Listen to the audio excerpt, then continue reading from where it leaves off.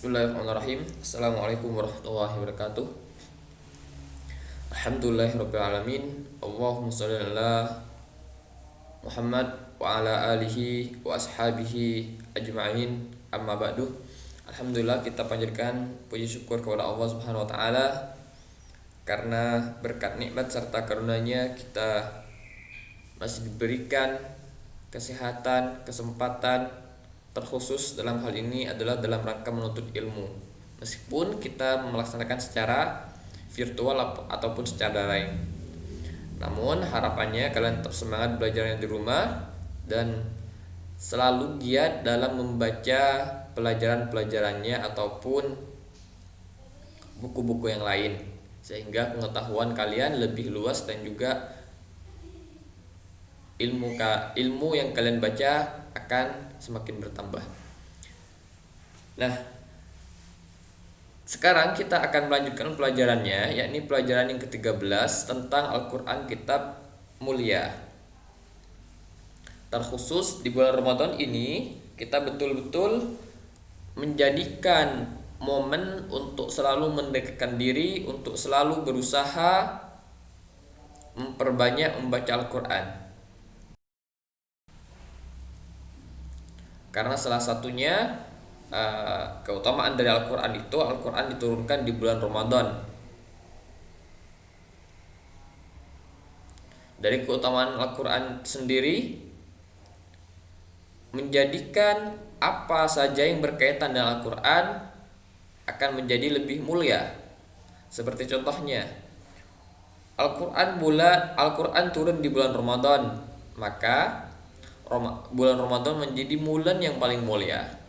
Al-Quran turun di malam Lailatul Qadar, maka Lailatul Qadar menjadi malam yang paling mulia di antara malam yang lain.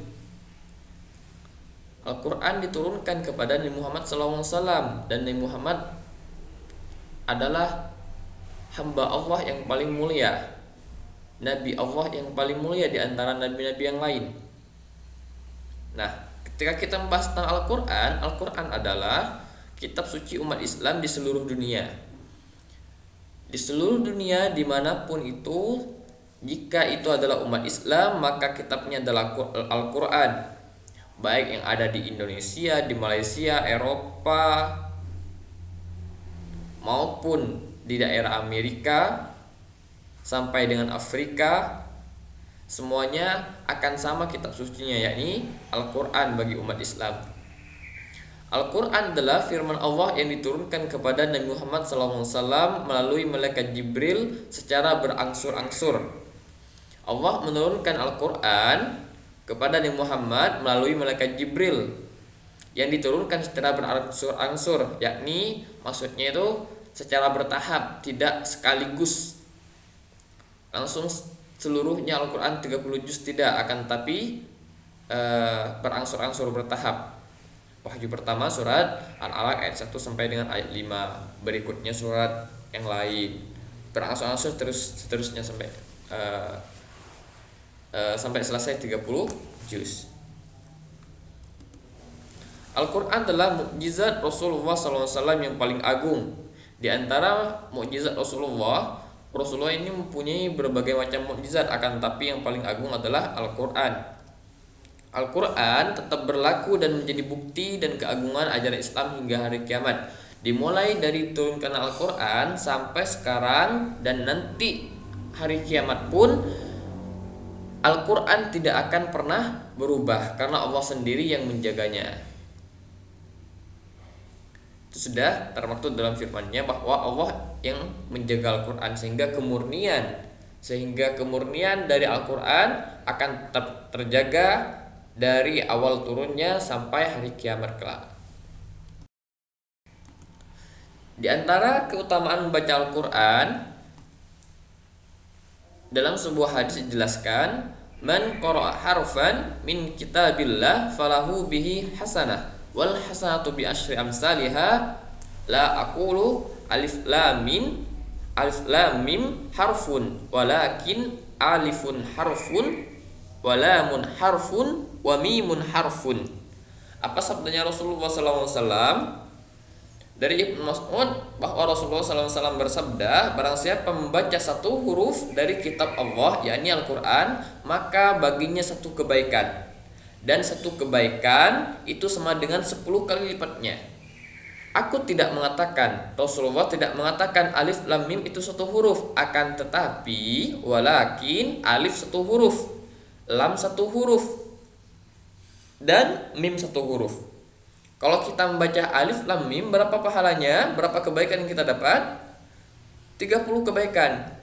Karena di situ ada 3 huruf. Bayangkan ketika kita membaca bismillah saja itu sudah berapa huruf. Ketika membaca surah Al-Fatihah berapa huruf. Ditambah lagi dengan surat-surat yang lain. Berapa banyak keutamaan dan kebaikan yang kita dapat ketika membaca Al-Quran. Oleh karena itu semangatlah dalam membaca Al-Quran, terutama dan terkhusus lagi di bulan Ramadan ini. Keutamaan lainnya ketika mempelajari Al-Quran dan mengajarkannya disebutkan dalam suatu hadis bahwa qala Rasulullah sallallahu alaihi wasallam khairukum man ta'allamal Qur'ana wa 'allamahu, yang artinya Rasulullah sallallahu alaihi wasallam bersabda, sebaik-baik kamu, sebaik-baik kita semuanya adalah orang yang belajar Al-Quran dan mengajarkannya. Kalau pengen menjadi orang yang paling baik, maka belajarlah Al-Quran. Kalau ingin menjadi orang yang paling baik, ajarkanlah Al-Quran. Belajar Al-Quran bisa dengan membacanya, menghafalkannya, dan juga mengamalkannya, mentadabburi artinya dan juga mengamalkannya. Begitu ya. Begitu banyak keutamaan Al-Quran yang ketika kita melaksanakannya maka kita juga akan mendapatkan keutamaannya. Membacanya saja sudah mendapat pahala yang dilipat gandakan. Apalagi nanti ketika mentadabburinya, mencari maknanya dan mengamalkannya, akan lebih banyak pahala yang akan kita dapatkan. Gitu ya terkait dengan keutamaan Al-Quran.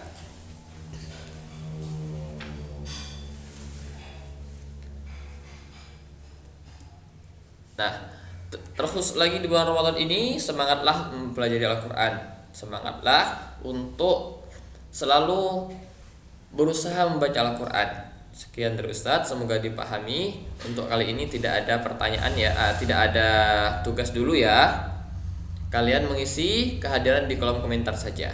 Terima kasih, semoga bermanfaat. Wallahu a'lam bishawab. Subhanakallahumma bihamdika, asyhadu an la ilaha illa anta, astaghfiruka wa atubu ilaik. Assalamualaikum warahmatullahi wabarakatuh.